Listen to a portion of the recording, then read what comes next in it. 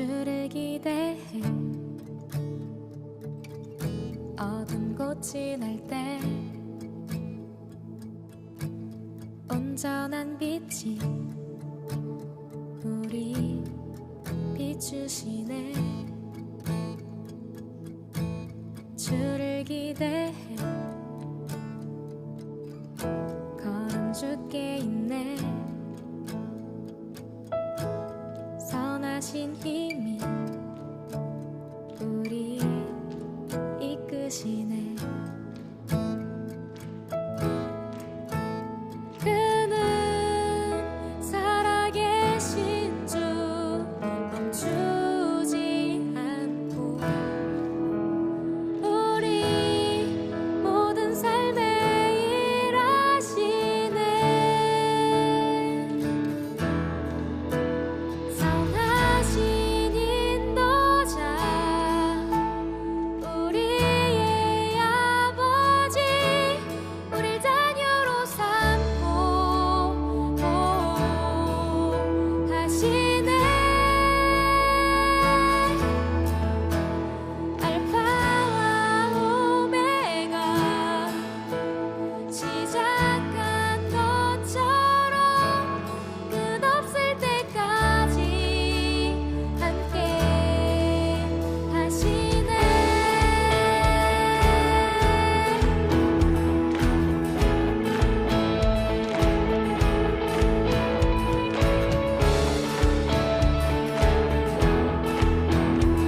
여러분들 목소리로 주를 기대해. 주를 기대해 어두운 꽃이 날 때 온전한 빛이 우리 비추시네. 다시 한번 주를 기대해. 주를 기대해 걸음 주께 있네.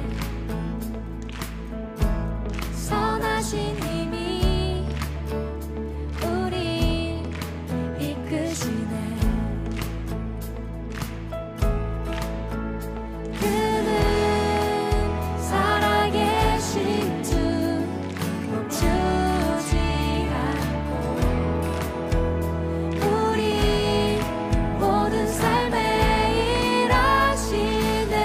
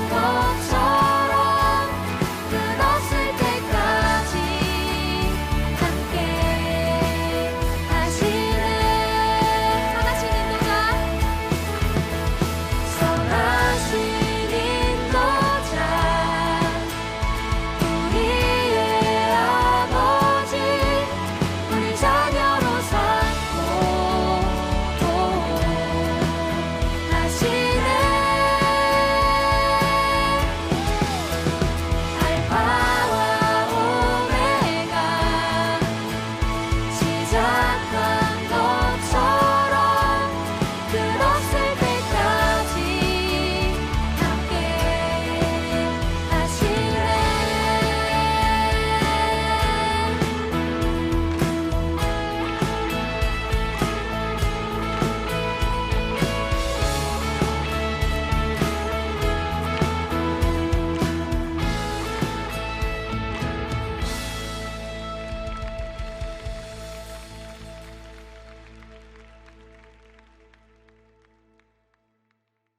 고린도전서 10장 31절부터 33절 같이 한번 읽습니다. 그런즉 너희가 먹든지 마시든지 무엇을 하든지 다 하나님의 영광을 위하여 하라. 유대인에게나 헬라인에게나 하나님의 교회에나 거치는 자가 되지 말고 나와 같이 모든 일에 모든 사람을 기쁘게 하여 자신의 유익을 구하지 아니하고 많은 사람의 유익을 구하여 그들로 구원을 받게 하라. 고린도전서 10장 31절부터 33절까지 말씀 같이 봤습니다. 무엇을 하든지 하나님의 영광을 위해서 하라. 먹든지 마시든지 무엇을 하든지 하나님의 영광을 위해서 하라 그랬고, 자신의 유익을 구하지 아니하고 많은 사람의 유익을 구하여 그들로 구원을 받게 하라 그렇게 말씀을 했습니다. 사람이 살면서 뭘 하잖아요. 뭘 이렇게 하며 살잖아요. 우리가 뭘 하며 사는데 그때 우리가 왜 하느냐 이유를 모르면 그 의미를, 그러니까 왜 하는지 그 이유를 모르면은 우리가 뭘 할 때 굉장히 목표 지향적으로 가겠죠. 그러니까 뭐 내가 뭘 해야 되겠다 그러면 계속 그걸 함으로써 성취하려고 그러는 거잖아요. 그죠? 근데 왜 하는지를 알아야 될 거 아니에요. 왜 하는지 이유를 알아야 될 거 아니에요. 목적. 먹는 거, 마시는 거, 그래 잘 먹고 잘 살자. 그게 우리의 목표라면 실제로 잘 먹고 잘 살았을 때 내가 왜 잘 먹고 잘 살아야지? 그 왜라고 하는 의미를 거기에다가 부여하지 못하면, 그 목적을 부여하지 못하면 잘 먹고 잘 사는 것이 우리에게 큰 의미가 없단 말이에요. 그러면 뭐 어떤 사람도 잘 먹고 잘 살아요. 이 사람도 성공했다고 해서 잘 먹고 잘 살고, 근데 잘 먹고 잘 사는 게 목표가 됐으니까 그게 다 이루어지면 왜라는 의미가 없으면 그것으로 완성이 된 거잖아요. 끝났잖아요. 그러니까 성취감, 자기가 이렇게 잘 먹고 잘 살게 되었다, 끝, 이렇게 된단 말이에요. 그러니까 성취하고 자기는 목표를 달성했으니까 성취하고 끝난단 말이죠. 근데 사실은 왜 그렇게 내가 해야만 하는지를, 왜 내가 이렇게 먹어야 되고 왜 마셔야 되는지, 목표라고 하는 것하고 목적이라는 게 굉장히 다르죠. 선생님이 돼야 되겠다, 의사가 돼야 되겠다, 목사님이 돼야 되겠다, 찬양 인도자가 돼야 되겠다, 그러면 돼야 되겠다는 것은 목표지. 근데 왜 돼야 된다는 것은 목적이죠. 그러니까 목표를 따라서 살 거냐 아니면 목적을 따라서 살 거냐.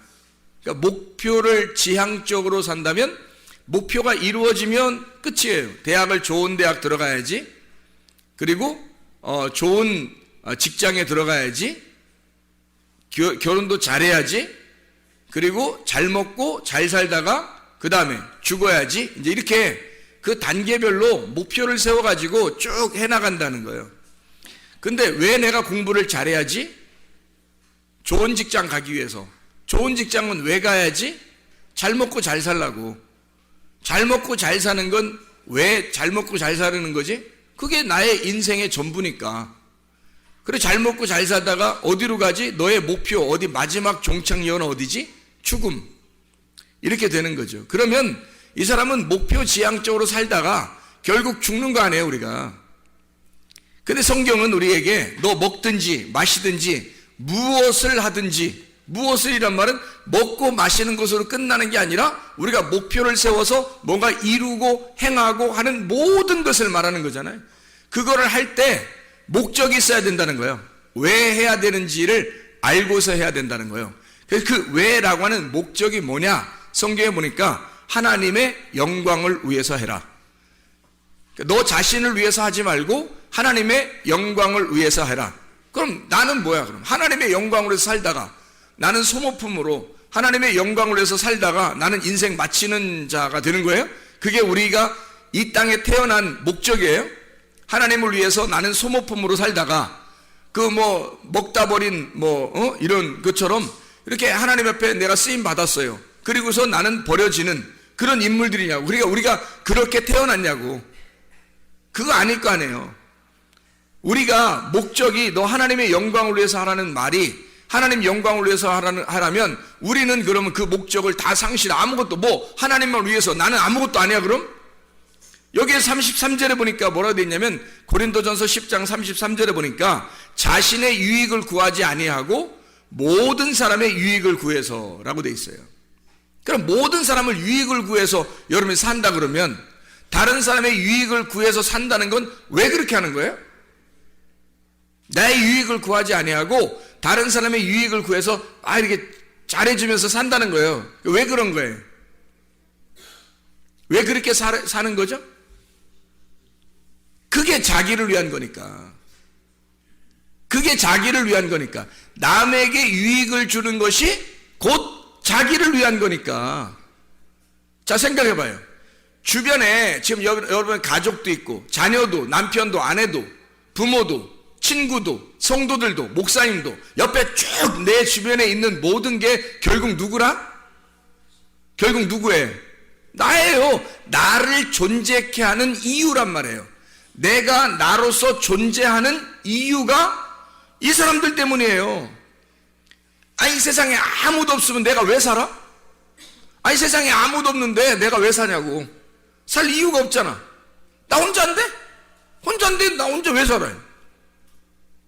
다른 사람이 있음으로써 그 사람이 나를 비추는 거울이 되는 거예요. 그래서 그 사람들을 보면서 나를 발견하고 그 사람들에게 내가 잘해줌으로써 나에게 잘해주는 거죠. 왜냐하면 내가 그 사람들에게 잘해줬을 때 거기서부터 상대적으로 나한테 악하게 행동하겠냐 이거야. 다른 사람의 유익을 구하는데 그 사람들은 나한테 악하게 구하겠어요? 아니죠. 내가 유익을 구해주면 그 사람들도 나를 위해서 유익하게 산단 말이죠. 그러니까 서로 상호 간에 관계가 형성되는 거예요. 사람이 어떨 때 행복한 거예요? 관계가 형성될 때 행복한 거예요. 아무 관계가 없이 자기 혼자 왕따 당하면 어때요? 행복해요? 아니에요. 왕따를 시키든 왕따를 당하든 불행한 거예요. 왕따는 혼자 하니까 다른 사람과 관계를 맺고 산다는 것이 행복이란 말이에요. 다른 사람과 관계를 맺을 때, 자, 다른 사람에게 유익을 주면 어떤 현상이 벌어져요? 유익을 줬어. 그러면 그 사람들이 막 기분 나빠해요? 막 내가 유익하게 했어요. 다른 사람을. 돈도 빌려주는 것도 안 갚아도 된다고 하면서 이렇게 빌려주고, 자동차도 고쳐주고, 물도 마시게 해주고, 먹을 것도 갖다 막 주고, 떡 만들면 혼자 먹지 않고 옆 갖다 주고, 막 이렇게 했어요. 좋게 막 다 해줬어요. 또 교회도 나오게 해서 구원도 받게 하고, 천국에 가게도 막 만들어줬어요. 이렇게 다 했단 말이에요. 예를 들어서. 그러면, 그렇게 했을 때, 자기한테는 어떤 현상이 벌어지겠어요? 그렇게 했을 때. 자기한테. 그 사람들이 이 사람한테 기분 나빠해요? 아니면 어떻게 잘 해준 사람한테는 어떻게 해줄까? 잘해주죠. 그냥 잘해주는 게 아니죠. 잘 해줄 때, 자, 우리가 우간다에 우물을 파면 그 우간다에 있는 사람들이 그 막 대부분 운대요. 우물을 파면 그 동네 사람들이 그 물을 먹는 것에 대한 그 감사가 너무 이렇게 속에서 복받쳐서 막 울면서 이 우물을 먹는답니다. 울면서. 그러면 우리가 그렇게 이렇게 잘해줬을 때 그 사람들에게는 뭐가 있는 거예요? 우리한테 뭐가 돌아와요? 가만히 아무것도 안 돌아와요? 아니에요. 그들의 감격이 우리에게 돌아온다고요. 그들의 감탄이 우리에게 돌아온다고. 그렇죠. 그들의 감사가 우리에게 돌아온다고요. 그럼 어떻게 행복해요? 아니면 불행해요? 행복한 거지. 내가 유익을 하게 해줬는데 그 사람으로부터 감사가 돌아왔어요. 감탄하고 있어요. 그들이 막 엄청 감사하고 기대하고 막 감격해요. 그러면 우리가 살아있는, 내가 살아갈 존재 이유를 발견하게 되는 거죠. 아, 내가 진짜 행복하다. 그러면서 내가 이것 때문에 살지. 내가 이렇게 하니까 너무 행복하고 내가 살아갈 이유를 발견했다. 그런 사람들 많죠. 다른 사람들의 감격함을 보고서 다른 사람들이 나 때문에 감탄하는 것을 보고 은근히 자기 자신을 어떻게 해요? 막 밑에 깔아지는 것 같아요. 뭔가 우리를 세워주는 것 같아요. 세워주는 거죠. 우리는 그 사람에게 유익하게 함으로써 나를 밑으로 내렸더니 그 사람들이 우리에게 감사함으로써 위로 올리더라는 거죠. 그러면 그게 어떻게, 그 사람들, 다른 모든 사람들보다 내가 어떻게 됐다는 거예요? 우월감을 가졌다는 거예요? 아니면 막 비천해졌다는 거예요? 우월감을 갖게 되는 거죠. 여러분, 가정에서 남편이 인정하는 아내, 기분 좋을까요, 안 좋을까요? 기분 좋죠. 반찬을 만들어줬는데 남편이 아우 막 나는 딴 데 식당에서 먹고 싶지가 않아. 우리 집에서 먹는 게 너무 행복하고 맛있어. 그러면서 세상에 손이 어떻게 된 거야? 손이 어떤 손이길래 이렇게, 이건 마법의 손이야. 어떻게 만든 거야? 혹시 손 안 씻고 만드는 거야? 짠내가 딱딱 들어가면서 맛을 그렇게 맛나? 다시다 같은 게 안 들어가도 될 만큼 이렇게 맛이 잘 정교하게 이루어진 게 혹시 손을 안? 왜 이렇게 맛있는 거야? 도대체가 당신이 된장국을 끓이면 된장국을 끓인 대로, 반찬 멸치를 하면 멸치 있는 대로, 세상에 이게 무슨 궁중 음식 같고 천국의 음식 같은 거야, 막. 아니, 하늘에 만나가 있다면 이 땅에는 이 멸치가 있다. 하늘에 만나가 있다면 이 땅에 무슨 그 된장국이 있다, 멸국이 있다, 막 이렇게 한다면 부인이요, 그 다음번에 반찬 만들 때 연구할까 안 할까요? 연구를 당연히 하겠죠. 왜냐면 이렇게 감탄하는 남편이 있는데 세상에 연구 안 하겠어요? 그래, 밖에 나가서 남편이 뭔가 일이 막 힘들게 하고 돌아왔는데 일이 그래도 어느 정도 성취가 있었어요. 그래서 집에 와가지고, 나 오늘 참 이렇게 오더도 따고, 일이 어떻게 오늘 좀 잘 풀렸네. 당신 집에서 기도했는가 봐. 근데 이 부인이, 여보, 얼마나 이렇게 힘들게 하고 우리 먹여 살린다고 이렇게 힘들게 하고 돌아와요. 진짜 당신, 우리 아빠는, 우리 남편은 짱이야. 강아지 이름 부르는 거 아닙니다. 짱이야. 진짜 대장이야. 우리 집에서는 최고 임금님이야. 내 당신 뭐 해줄까? 어떻게 해줬으면 좋겠어? 당신 진짜 얼굴 보는 것만 해도 행복해. 자, 그 남편이 그 다음번에 일찍 집에 들어오고 싶을까 안 할까? 일찍 들어오고 싶겠죠. 감탄을 받았으니까, 감격함을 받았으니까, 감사를 받았으니까 자기가 지금 살아있다는 게 느껴져, 안 느껴져? 느껴지는 거죠. 딴 데 가겠어? 집에 들어오고 싶지? 딴 데 안 가는 거야. 집에 들어와서 또 인정받고 싶은 거야. 무슨 좋은 일만 생기면 꼭 집에 와서 얘기하고 싶은 거야. 부인이 막 감사하니까, 막 감격해 하니까. 자, 자녀가 공부를 잘 해왔어요. 대부분 초등학교 때는 공부 잘 하잖아요. 잘 해왔어요. 우리 집에 천재 낳는가 봐. 우리 집 천재 낳는가 봐. 너 어떻게 엄마보다 아빠보다 더 훌륭한 것 같아. 넌 진짜 될 사람이야. 야, 대단한데? 이 아이가 다음번 공부 더 잘할까 못할까? 더 잘하고 싶은 거예요. 왜? 칭찬을 받았잖아. 감사하잖아. 감격을 받았잖아. 사람은요, 이렇게 감탄을 먹고 사는 동물이란 말이에요. 사람 이런 감탄을 먹고 사는 동물이라고. 목사가 설교했는데도 자고 막 이렇게. 그럼 목사 설교하고 싶겠어? 생각을 해봐요. 피드백이 있어야지. 이 반응이라는 게 있는 거야. 반응이. 피드백이 있어야 되는데 전혀 그런 게 없어. 그럼 설교하고 싶게 혼자 떠드는 거야. 이 사람들이 지금 말씀을 듣고 있는 건지 안 듣고 있는지 알 수가 있어야지. 근데 막 피드백이 되는 거야. 막 좋아하고 얼굴 표정도 막 좋고 막 졸린데도 막 안 졸리려고 막 하고 분명히 피곤한데 막 안 졸리려고 막 하고 그 다음에 막 아멘 아멘 감사해요 막 이렇게 말씀을 듣는다면 목사 설교 저절로 나오죠. 그렇지 않겠어요?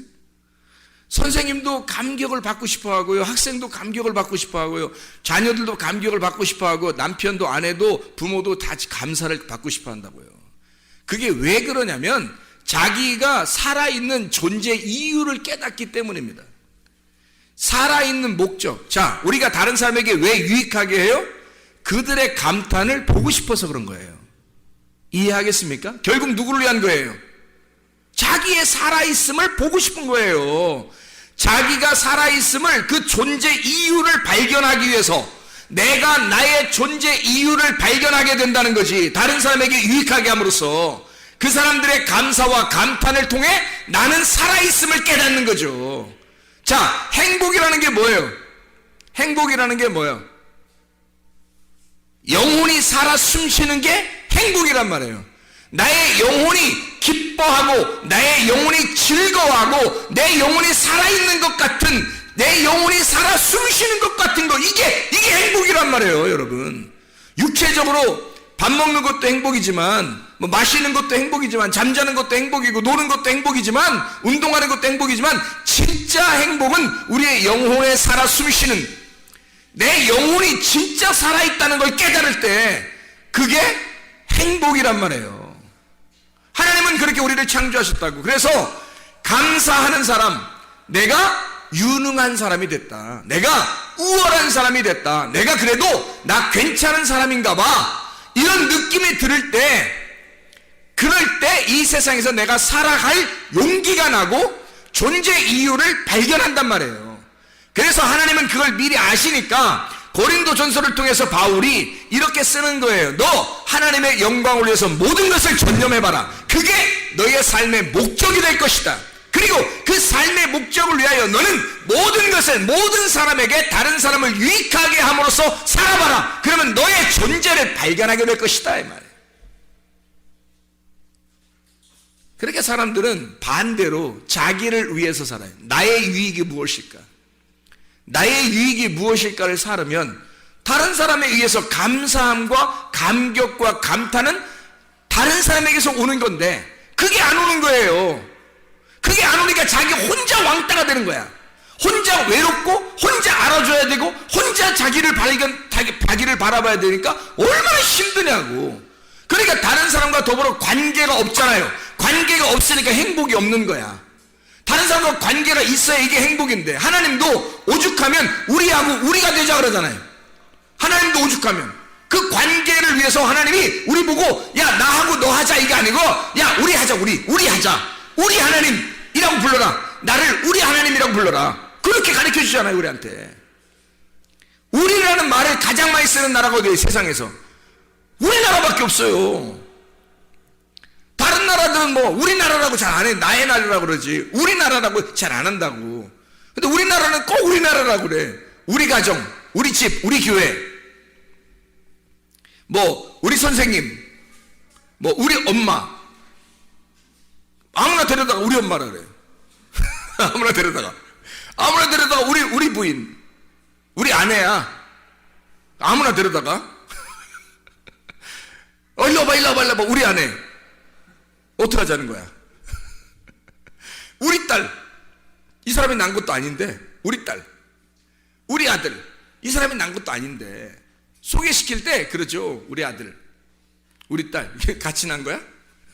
같이 난 거 아니잖아. 근데도 우리라는 말을 가장 많이 쓰는 나라가 아마 전 세계에서 우리나라일 거예요. 전 세계에서 그렇게 우리를 좋아해요. 근데 이게 왜 그러냐면 우리라는 말이 들어갈 때, 우리가 될 때 행복을 느끼기 때문입니다.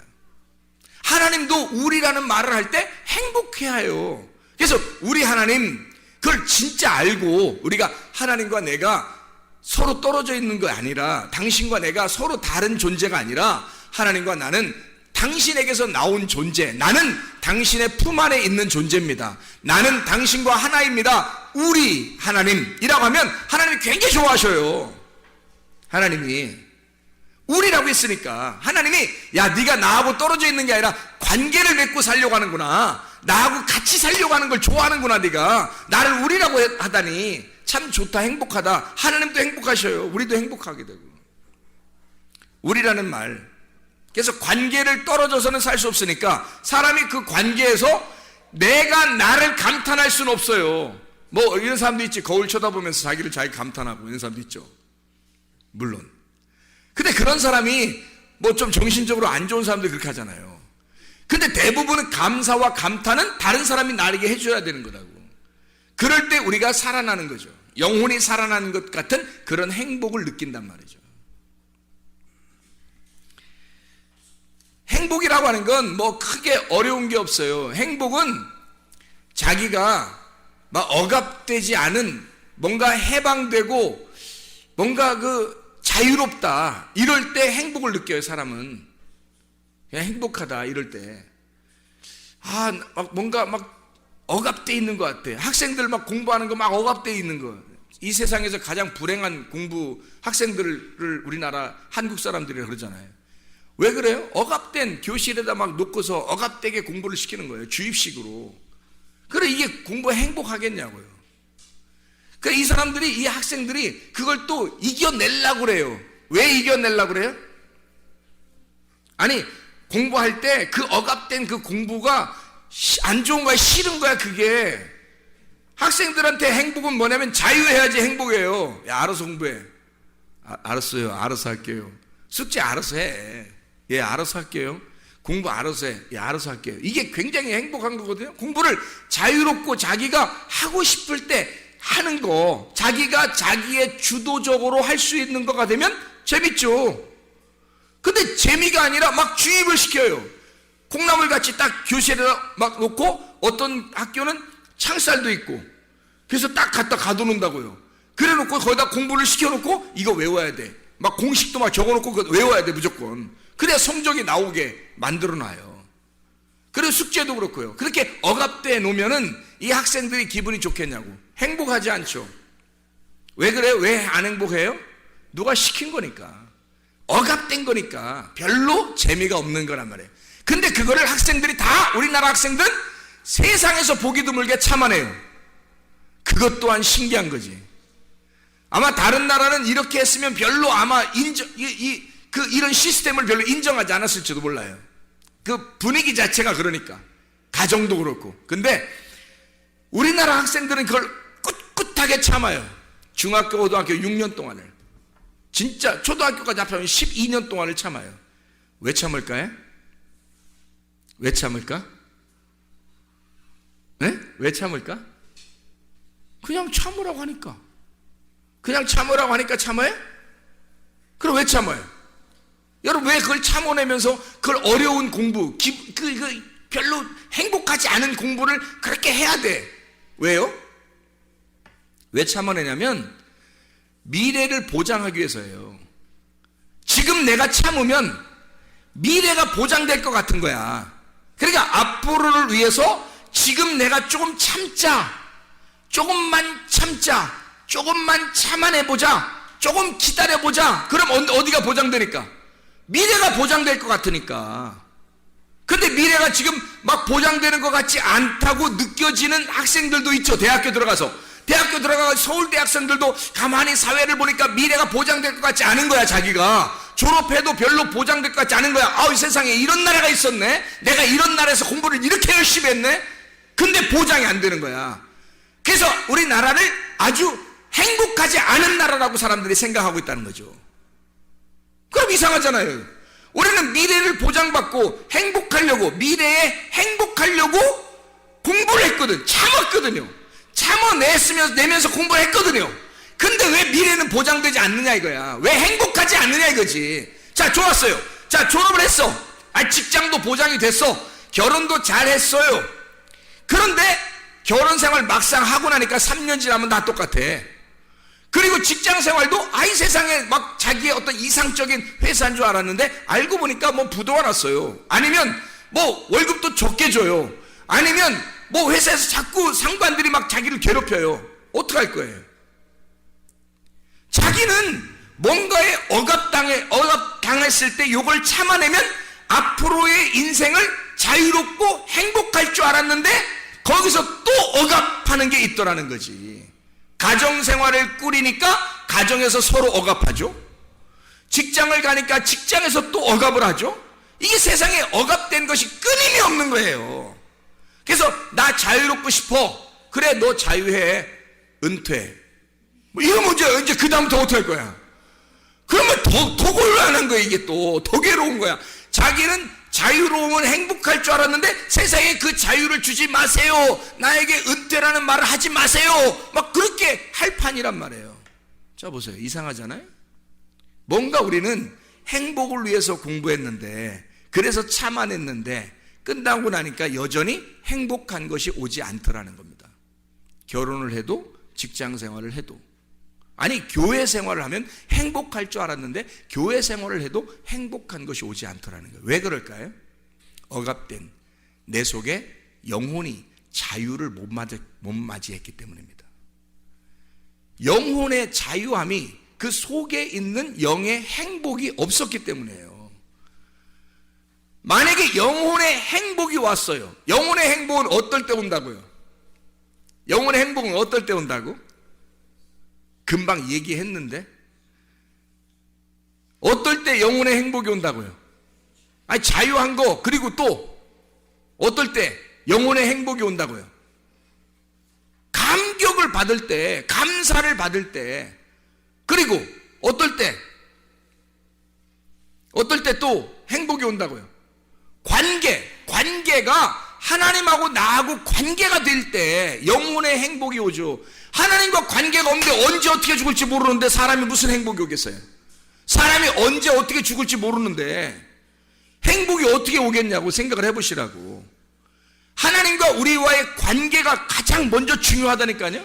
그 관계가 있을 때 행복이 그 다음부터 열매를 맺는 거예요.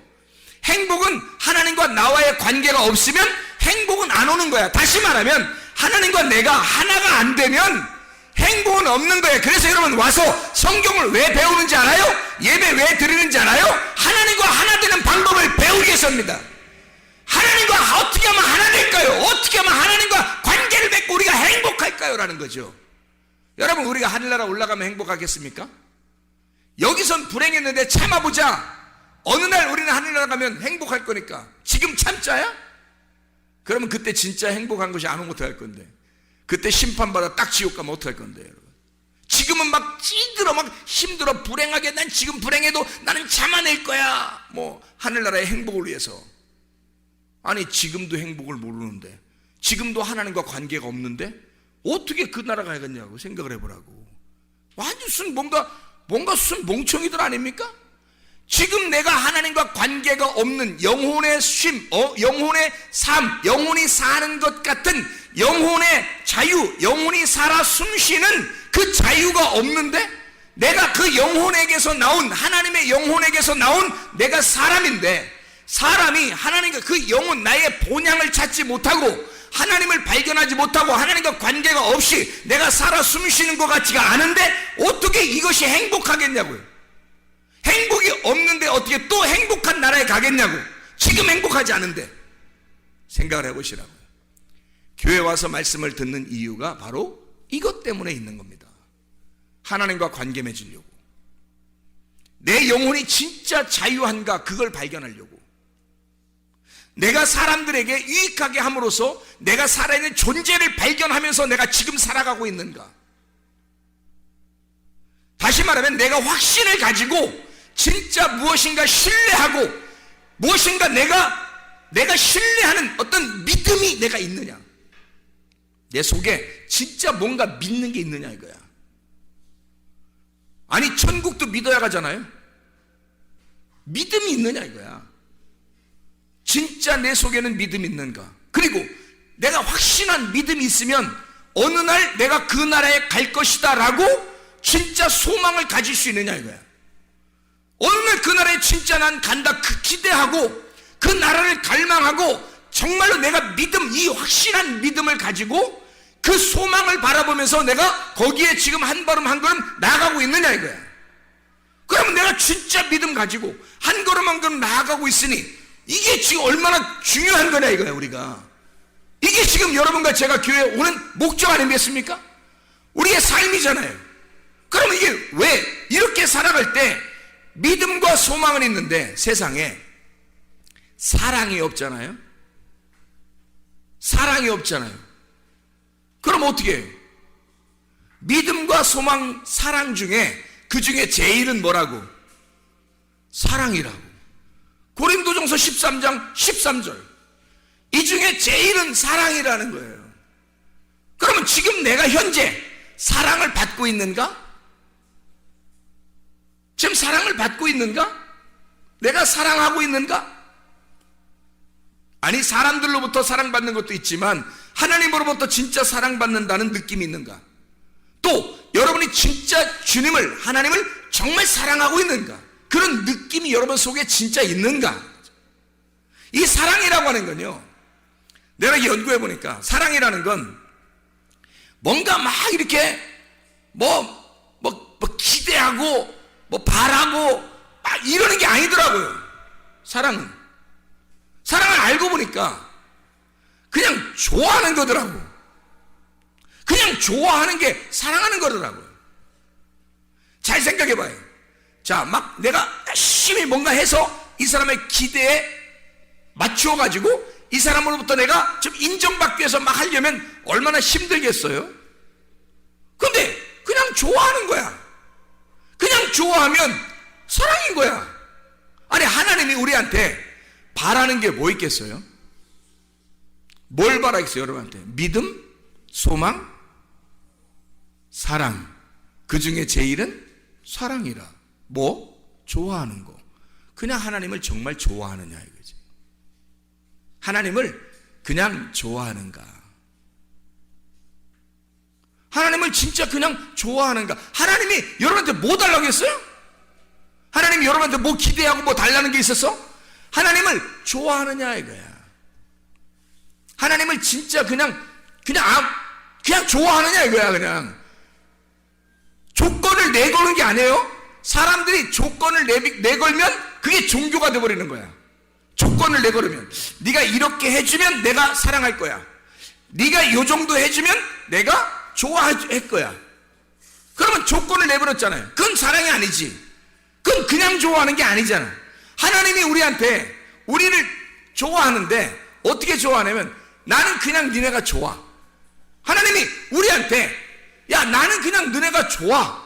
그냥 좋아. 네가 어떻게 해도 좋아. 그래서 오신 거예요, 주님이. 나는 그냥 니네가 엄청 열심히 나한테 어떻게 해서 나 좋아하는 게 아니라 그냥 나는 니네가 좋아. 그런 거잖아요. 그게 사랑이죠. 하나님의 사랑은 기대하지 않는 사랑이라고. 근데 다 남녀들도 보면 다 기대를 해. 그래서 기대하니까 어떻게? B로 시작하는 게 있는데, 기대하니까 뭐 B로 시작하는 게 있어요. 뭐 해요? 예, 삐져요. 금방 삐져요. 금방 짜증내고 금방 화를 내요. 왜? 기대를 한 게 있단 말이에요. 이 사람이 나한테 이렇게 해주기를 기대하고 있는데 안 해준 거야. 말을 부드럽게 해야 되는데 조금 세게 나온 거야. 내가 기대하는 건 부드러운 건데 조금 세게 나왔어요. 기분이 안 좋죠. 그럼 B로 시작하는 게 딱 나오는 거죠. 자기도 모르게. 왜? 내가 기대했으니까. 나한테 당신이 요 정도 해줄 때 나는 당신을 이렇게 사랑하겠다고 결심을 했었거든. 그런 결심을 했기 때문에 이건 조건이 돼버린 거예요. 조건적 만남. 그냥 좋아서 만난 게 아니라 그냥 좋아하면 이런 조건들이 별로 없어져요. 사실은 그렇지 않아요? 그냥 좋아하면 이런 조건들을 별로 내걸지 않는다고. 그냥 좋아하는 거라고. 내가 우리 집사람하고 같이 어디 갔다 오면서 그냥 내가 그랬어요. 우리 집사람이 저보고 아이고 우리 귀하신 최 목사님 시간을 많이 이렇게 뺏겨서 어떻게 해요? 그래. 나보고 내가 워낙 그냥 성경 보고 이러니까 그래요. 그래. 내가 뭐라 그러냐면 내가 성경 보는 것도 너무 행복하고 좋은데 당신하고 이렇게 같이 얼굴을 맞대고 어디를 갔다 온다? 나 너무 행복해. 그냥 쳐다보가도 행복해. 나 당신한테 별로 기대하는 게 없거든. 난 당신한테 별로 기대하는 게 없어. 나는 많이 채워져 있거든요. 결핍이 별로 없습니다. 하나님으로부터 영혼이 내가 살아 숨쉬는 것과 같은 느낌을 가질 때 내게 부족함이 없는 겁니다, 여러분. 이게 시편 23편 1절의 말씀이에요. 여호와는 나의 목자시니 내게 부족함이 없으리로다, 이거예요. 내게 부족함이 없으리로다. 내가 바라는 게 없다, 이 말이에요. 내가 결핍이 없다. 내가 부족함이 없다. 내가 뭐 크게 기대할 만한 게 별로 없다. 왜? 다 채워져서. 여호와가 나의 목자가 되셔서 채워지니까 영혼에 쉼이 있단 말이에요. 영혼이 그냥 살아 숨쉬는 것 같단 말이에요. 영혼이 살아있는 것 같단 말이에요. 그러니까 그냥 좋은 거예요. 이렇게 해도 좋은 거고, 시간이 좀 딜레이 돼도 괜찮은 거고, 이러면 이런 대로 그냥 이렇게 오늘은 또 이렇게 지내라고 하는 건가 보다, 하나님이. 또 오늘은 이런 뭐 국밥을 먹고 싶었는데 오늘은 국수를 먹게 되었다. 하나님이 또 이렇게 먹으라 하는가 보다? 이러면 되는 거잖아요. 빵을 먹고 싶었는데 밥을 먹게 되었다? 그렇게 밥을 먹고 싶었는데 빵을 하나 놓고 아무것도 없더라? 아이 뭐 그것도 괜찮잖아요. 기대하는 것이 내 속에 크게 없으니까, 내가 바라는 것이 별로 없으니까. 근데 상대방은 여전히 뭔가 바라는 게 있을 거란 말이죠. 그러니 결핍이 없는 사람이, 채워진 사람이 채워지지 않은 사람을 위해서 살아가는 거예요. 그게 남의 유익을 구하여 살아라, 그런 말입니다. 남의 유익을 구하여 살아라. 너는 채워졌으니 너를 위해서 살지 말고 다른 사람의 유익을 구하면서 살아라. 그게 너를 발견하면 너의 채워짐을, 너의 존재 가치를 발견하게 될 것이다 라는 말이죠. 한마디로 말하면 관계 형성입니다. 하나님과 먼저 관계가 형성되어 있느냐, 우리가 하나님과 진정한 관계가 형성되어 있느냐, 특별히 하나님이 나를 그냥 좋아하시는가, 그걸 내가 성경을 통해서 발견했는데, 그러니까 너무 좋은 거예요. 하나님이 너무 그냥 좋은 거예요. 나는 하나님을 그냥 좋아하는가 점검하는 거죠. 나는 그냥 하나님을 그냥 좋아서 이렇게 살아가고 있는가. 오늘도 전사하고 얘기하면서 진짜 하나님을 우리가 발견하게 되고 하나님과 우리가 하나님을 알게 되면, 그럼 이게 둘로 나누어지지 않는다. 물질과 하나님을 겸하여 섬길 수 없다는 말을, 이게 이해가 안 됐었는데 이게 이해가 되더라. 무슨 말인가. 자, 마태복음 6장 24절의 말씀에 하나님과 재물을 겸하여 섬길 수가 없다 이렇게 되어 있어요. 그 말은 두 개 겸상하듯이 두 개를 이렇게 놓고 두 개로 섬길 수가 없다는 말이에요. 그럼 뭔가 하나가 돼야 되잖아. 하나가 돼야 섬길 거 아니에요. 그죠? 둘 중에 하나를 섬겨야 되니까 물질을 섬기든지 하나님을 섬기든지 뭐 하여튼 하나를 섬겨야 되잖아. 이 두 개로 돼서 어떻게 두 개를 섬기겠냐고. 그래서 이 두 개를 하나로 만들어야 요 하나를 섬길 거 아니에요. 그래서 요걸 딱 합쳐서 너희가 두 개로 섬기지 말고 요걸 하나로 보라는 거예요. 하나로. 그러면 어떻게 보라는 거예요?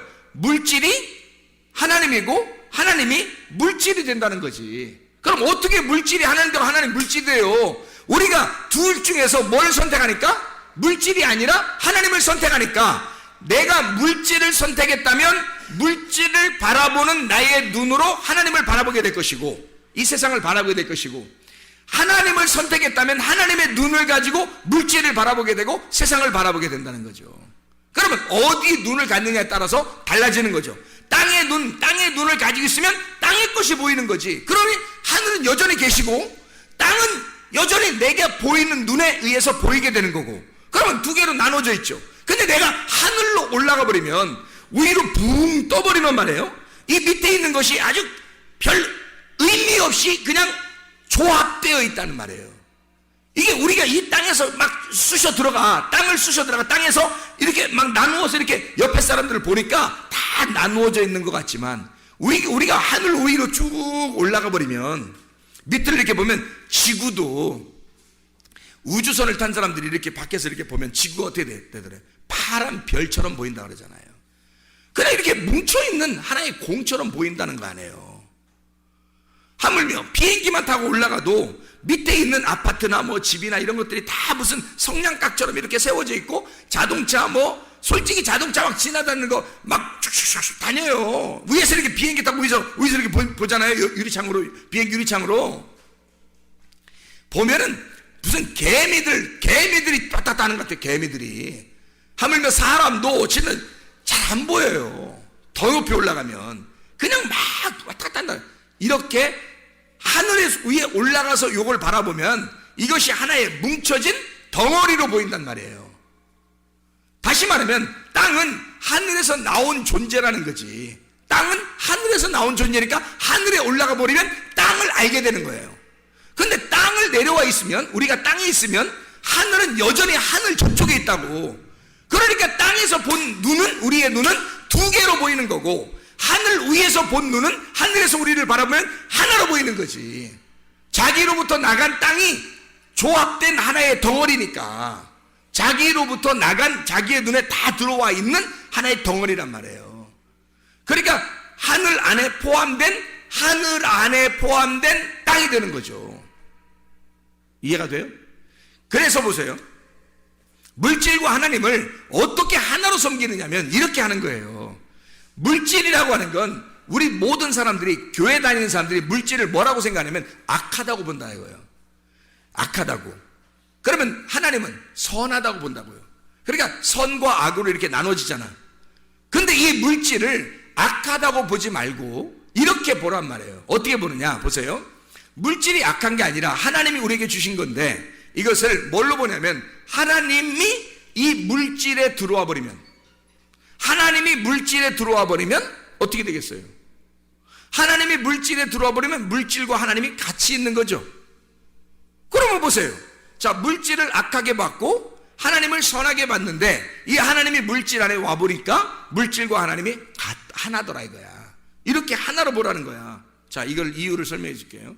요한복음 1장 14절에 말씀이 뭘로 왔죠? 육신으로 옵니다. 육신은 악한 건데, 육신은 악하고 말씀은 선한 건데 어떻게 말씀이 악한 육신에게 와요? 이상하잖아. 그렇죠? 말씀이 육신에게 들어왔단 말이에요. 그것은 말씀이 육신 안에 들어올 때 말씀과 육신이 하나가 되어버린 거예요. 어떻게 된 거예요? 말씀은 살아있는 거고 육신은 죽은 거거든. 살아있는 게 이 죽은 것 속에 들어와 보니까 이 죽은 게 살아나더라는 거지. 자, 창세기 2장 7절에는 흙을, 가루를 내가지고 거기에다가 하나님의 생기가 집어 들어가니까, 말씀이 들어가니까 어떻게 돼? 흙이 살아나더라는 거야. 그게 사람인 거야. 그러면 사람은 뭘로 이루어졌다는 거예요? 선과 악으로 이루어졌다는 거지. 말씀이 육신이 되어서 이루어진 게 사람이라는 거지. 이해가 되겠어요? 그러니까 하나님과 물질이 하나로 이루어진 것이 사람이더라는 거야. 하늘이 땅에, 하늘에 있는 빛이 땅이라는 어둠에 침투해 들어와요. 이게 요한복음 1장 5절 9절의 말씀이야. 근데 사람들이 깨닫지를 못하는 거야. 빛이 왔는데, 어둠 속에 빛이 와버렸는데, 어둠 속에 빛이 오니까 빛과 어둠이 하나가 된 거예요. 근데 사람들이 못 깨닫는 거야 이게. 창세기 1장 2절 3절에도 땅이 혼돈하고 어둠 가운데 있는데 빛이, 하늘에 있는 빛이 그 땅에 온다는 거야. 똑같은 말씀 아니에요? 자, 그러면 이 악한 땅에, 혼돈스러운 땅에, 공허한 땅에, 흑암인 땅에 빛이라는 선이, 빛이라는 하나님이 들어오신단 말이에요. 그러면 이 땅이 어떻게 되겠어? 거룩한 창조가 되는 거지. 부활하죠. 그게 거듭남입니다. 하나님의 말씀이 여러분 속에 들어와 버리면, 나는 원래 악해, 우리들은 악하다고요.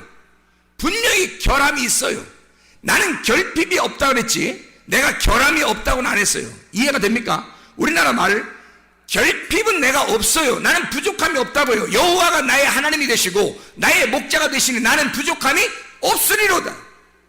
나는 더 이상 다 하나님으로부터 채움을 받으니까 별로 부족함이 없고 결핍된 건 별로 없단 말이에요. 근데 나는 여전히 결함이 있다고요.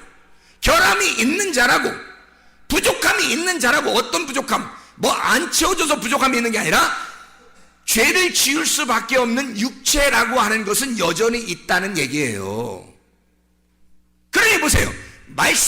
내가 말씀을 들을 때, 자, 하나님의 말씀을 들을 때 그 말씀이 내게 왔어요. 나같이 결함이 많은 결함투성이인 나에게 하나님의 말씀이 내게 들어오니까 세상에 내가 결핍이 없어진 거예요. 하나님이 채워지니까 나라는 존재가 상당히 행복해진 거죠. 영혼이 살아 숨쉬게 된 겁니다. 내가 살아난 거예요. 살아났는데 여전히 나는 결함이 있지요. 다시 말하면 살아났다 이 말을 몇 번째 부활이라고 그래? 첫 번째 부활이라고 그래. 예수 그리스도가 부활하신 그 주님이 나에게 들어오시니까 나는 결함이 있는 나에게, 육체인 나에게 말씀이 들어오니까 부활이 일어났단 말이에요. 그게 첫 번째 우리에게 일어난 부활이라고요. 그러니까 보세요. 이것을 첫 번째 부활을 계속해서 이걸 유지해. 이 말씀이 나한테 들어왔는데 나는 결함이 있어요. 결함이 있는 사람이야. 근데 말씀이 들어왔어. 이 말씀이 들어온 내가, 결함이 있는 내가, 물질은 물질이고 하나님은 하나님이에요. 이 하나님이 물질과 하나가 됐단 말이야. 그렇게 섬겨야 된다는 거예요. 내가 무슨 말인지 알겠죠? 그러면 하나님의 완전한 하나님이 나에게 결함이 있는 나에게 들어와서 나를 완전케 만드는 게 아니라 온전하게 만드는 거야. 온전하게. 그냥 거룩하다고 인정하는 거죠. 그렇게 하나님이 나의 목자가 되시니까 내겐 결핍, 부족함이 없어지는 거란 말이죠. 그 주님을 의지하고 사니까. 이것이 내가 죽을 때까지 끝까지 쫙 가잖아요. 그러면 내가 딱 죽는 순간 그게 두 번째 부활하게 된단 말이죠. 이 사망의 권세를 지금 내가 살아가고 있을 때 이 사망의 권세를 이기면 이기는 자가 되는 거야. 이제 성경 요한계시록에 이기는 자가 되는 거야. 끝까지 이기는 자가 돼서 인내로 너희 영혼을 얻을 것이다 해서 끝까지 이겨내면 둘째 사망이 우리를 지배할 수가 없다. 너를 둘째 사망이 공격할 수가 없고 너는 그냥 이 첫째 부활의 삶이 그대로 살아간다. 이게 두 번째 하늘에서의 부활의 삶이란 말이에요. 그래 우리는 이 땅에서 부활의 삶을 살아갈 수가 있다고요. 그게 우리의 땅에서의 진정한 행복이고 이게 땅에서의 영혼에 살아 숨쉬는 행복이란 말이에요. 이게 여러분 속에 없다면 안 되는 거죠. 왜냐하면 그건 불행한 거고 미래가 확실치 않은 겁니다. 지금 현재 뭘 어떻게 살아야 될지도 모르는 거예요. 진짜 좋아하는 게 뭔지를 모르고 나의 결핍을 채우려고 엄청나게 막 아둥바둥하고 자녀를 통해서 내 결핍을 채워보려고 그러고 자기의 남편을 통해서 채워보려고 그러고 아내를 통해 채워보려고 그러고 친구를 통해 채워보려고 그러고 돈을 통해 채워보려고 지식을 통해 채워보려고 한단 말이에요. 채워지나요? 하나님에게서 나온 인간들이 하나님으로 채워지지 않으면 영혼의 결핍은 절대 채워지지 않습니다. 그래서 막 이 땅에서 아둥바둥하며 살게 되죠. 그러니까 미래가 불확실하죠. 사랑하지도 못해봤죠. 진짜 좋아서 하는 것도 없죠. 그냥 어쨌든 막 어떻게든지 뭔가 이루어야 돼. 자기가 그렇게 살아가는 얼마나 힘든 인생을 살아요. 수고하고 무거운 짐진 자들아 다 내게로 와라. 내가 너희를 편히 쉬게 하겠다. 나는 마음이 온유하고 겸손하니 멍에를 메고 와서 배워라. 주님 멍에는 쉽고 짐은 가볍다. 어떻게 될 때? 주님과 하나가 될 때. 그 주님이 같이 이 물질을 줘주신다는 거예요. 자, 물질만 바라볼 때는 하나님과 물질을 나누어서 보니까 물질을 바라보니까 우리에게 결핍이 여전히 있더라는 말이에요. 여전히. 그래서 만족을 못 줘요. 행복함이 없어요. 근데 하나님을 모시고 나니까 그 하나님으로부터 빠져나온 육체, 하나님으로부터 빠져나온 그 물질이 다 하나님 속에 있더라는 거지. 그러니 그 하나님 안에 있으니까 결핍함이 사라지죠. 그럼 더 이상 아둥바둥하며 살 필요가 없어진다는 말입니다. 그러면 학생들이 공부하는 것도 행복하게 공부할 수 있어요, 없어요? 있다는 얘기입니다. 행복하게 공부할 수 있다는 얘기예요. 자, 보세요. 학생들이 공부할 때 미래를 위해서 공부하죠. 그런데 지금은 뭐예요? 지금 인생은 다 버려버리는 거예요?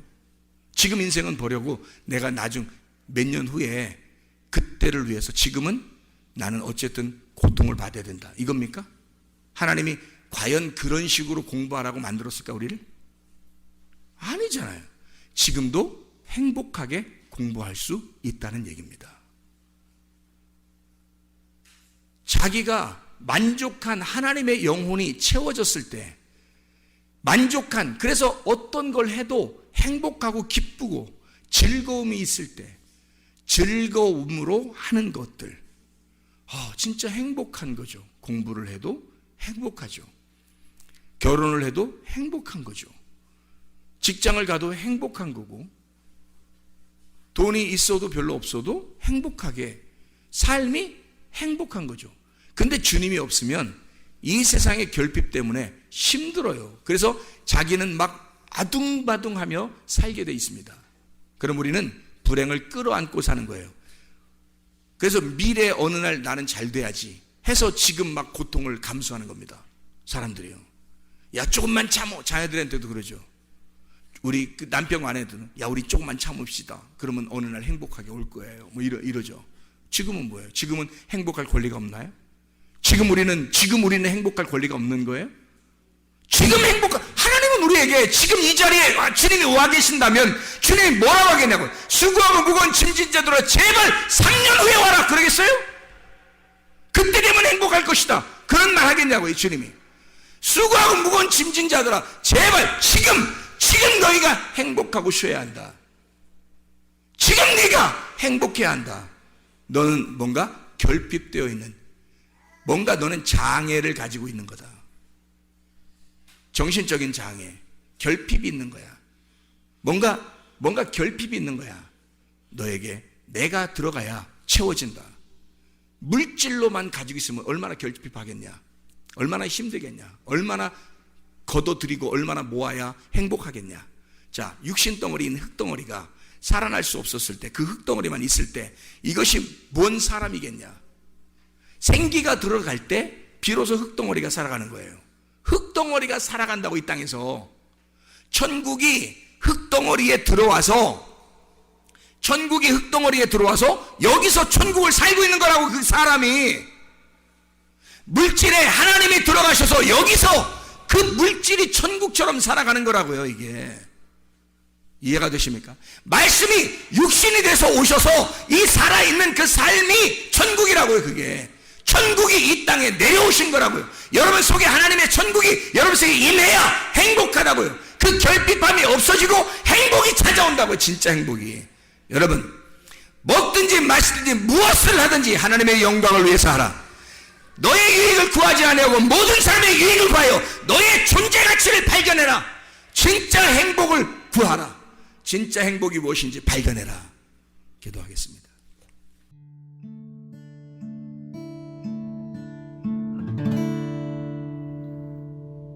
내 속에 내가 너무도 많아서 당신을 쉴 곳 없네. 내 속에